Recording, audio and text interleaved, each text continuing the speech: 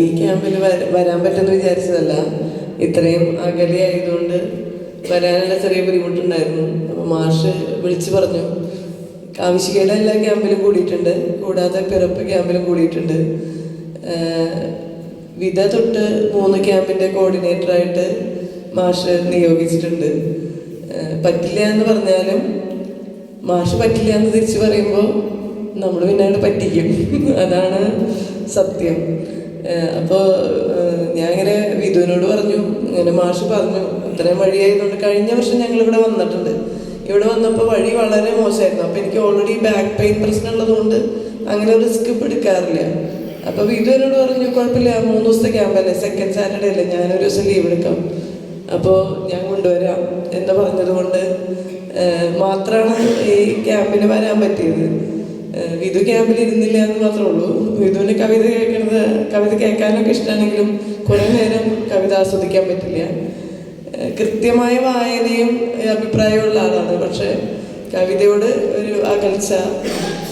ഈ ക്യാമ്പിൻ്റെ പ്രത്യേകത എനിക്ക് തോന്നിയത്, വന്നവരും നിന്നവരും പോയവരും എല്ലാവർക്കും ഇടം കിട്ടി, എല്ലാവരും സംസാരിച്ചു എന്നുള്ളതാണ്.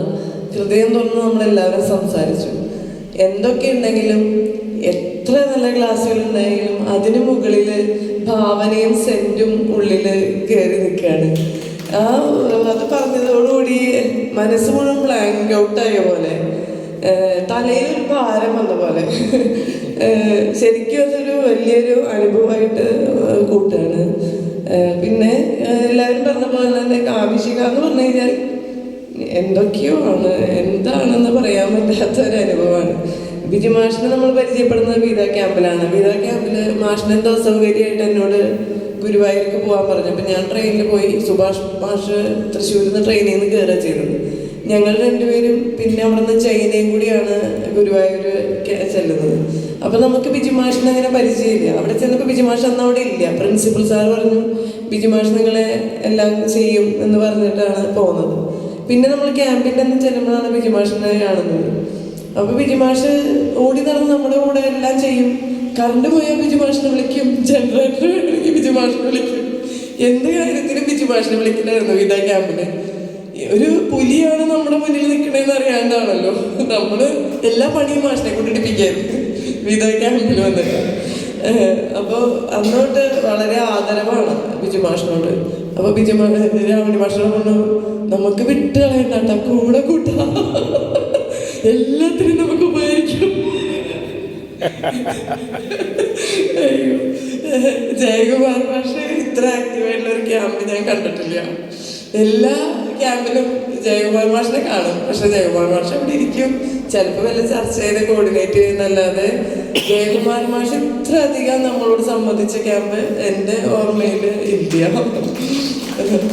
മാഷ് വളരെയധികം മികച്ച രീതിയിൽ തന്നെ നമ്മളോട് സംബന്ധിച്ചു. ശ്രീജിത് മാഷിന്റെ പിറപ്പ് ക്യാമ്പിലാണ് ഞാൻ ആദ്യം കാണുന്നത്, ഇടുക്കിയിൽ. അന്ന് മാഷ് ക്ലാസ് നിർത്തണ്ടായിരുന്നില്ല. മാഷിന്റെ പുസ്തകം ഞാൻ വാങ്ങിച്ചിരുന്നു, പുസ്തകം ഞാൻ വായിച്ചിരുന്നു. ഓരോ വരികളും, ചില കവിതകളുടെ വരികളൊക്കെ വളരെ നമ്മുടെ ഉള്ളിൽ തട്ടുന്നവ തന്നെയായിരുന്നു. പിന്നീട് നമ്മുടെ തൃശ്ശൂരിലുള്ള ക്യാമ്പിലൊക്കെ മാഷ് നമ്മളോട് സംവദിക്കാറുണ്ട്. പക്ഷെ ഈ ക്യാമ്പിലാണ് സമയമുണ്ടായിരുന്നു എന്നുള്ളതാണ് ഈ ക്യാമ്പിൻ്റെ ഒരു പ്രത്യേകത. എല്ലാവർക്കും സംസാരിക്കാനുള്ളൊരു സമയമുണ്ടായിരുന്നു. പിന്നെ നമുക്കൊരു വളരെ ആശ്വാസം. സംഘാടക സമിതിയിൽ ഇരിക്കുമ്പോൾ ഒരിക്കലും നമുക്ക് ആസ്വദിക്കാൻ പറ്റാറില്ല. കഴിഞ്ഞ വർഷം തന്നെ കുര്യപ്പുഴ മാഷ് ക്ലാസ് എടുക്കുന്നു. കുര്യപ്പുഴ മാഷ് ഒരു മണിക്കൂറിൻ്റെ സെഷൻ 1.5 മണിക്കൂർ നീളുന്നു. രാവണി മാഷ് സ്ഥലത്തില്ല. പുറത്ത് SK വസന്ത മാഷ് അരമണിക്കൂറിലധികമായിട്ട് കാത്തിരിക്കും. എങ്ങനെ മാനേജ് ചെയ്യും? നമ്മൾ അനുഭവിക്കുന്ന ഒരു ടെൻഷനുണ്ട്. ഞാൻ ജോൺ ജോബ് മാഷിനെയാണ് വസന്ത മാഷിൻ്റെ അടുത്തേക്ക് വിട്ടത്. എങ്ങനെയെങ്കിലും അത് വസന്ത മാഷിനെ പറഞ്ഞ് മനസ്സിലാക്കാൻ. നമ്മൾ അനുഭവിക്കുന്ന ഒരു ടെൻഷനും ഇല്ലാതെ വളരെ ഇഴയടുപ്പമുള്ള ഒരു ക്യാമ്പാണ് നടന്നത്. അപ്പോൾ വന്നില്ലെങ്കിൽ വളരെ നഷ്ടമായതിന് മാഷിനോട് നന്ദി പറയേണ്ട കാര്യമില്ലല്ലോ. മാഷാണ് നമ്മളെ വളർത്തുന്നത്. മാഷിനോട് ഇനി നന്ദിയൊന്നും പറയണില്ല, കൂടുതൽ വാക്കുകളൊന്നും പറയണില്ല. എല്ലാവരോടും സ്നേഹം, ഈ ബന്ധം എന്നും നിലനിർത്തണം. അജയ് ഷട്ടനെ നമ്മുടെ ഗ്രൂപ്പിലേക്ക് ആഡ് ചെയ്യും. എന്നോട് എൻ്റെ വീട്ടിൽ പറഞ്ഞ പാവയ്ക്കുണ്ട്, നിങ്ങൾ രണ്ടുപേരും കൂടി മിനിഞ്ഞാന്ന് രാത്രി ഇരിക്കുമ്പോഴേ കൂടെയുള്ള ചേട്ടന് ദേഷ്യം വരുന്നുണ്ടെന്ന് തോന്നുന്നു, പാട്ടൊക്കെ നിർത്തിക്കോളൂ കേട്ടോ എന്ന് പറഞ്ഞിട്ടുണ്ടായിരുന്നു. അന്ന് രാത്രി കുറച്ച് വൈകിയപ്പോഴേ 11 മണിയൊക്കെ ആയിട്ട് ഇവിടെ പാട്ടും ഇതൊന്നും നിർത്തണില്ല. അപ്പോൾ ആൾക്ക് കുറച്ചും കൂടി താല്പര്യമുണ്ട്, പക്ഷെ കൂടുതൽ ആൾക്കാർ ദേഷ്യം വരുന്നു തോന്നുന്നുണ്ട്, സമയമൊക്കെ വൈകി, ശ്രീധ നിർത്തിട്ടോ എന്ന് എന്നോട് പറയുന്നുണ്ടായിരുന്നു. പക്ഷെ അജയ് ചേട്ടൻ്റെ ഉള്ളിൽ ഇത്രയധികം താല്പര്യം ഉണ്ടായിരുന്നു എന്നുള്ളത്.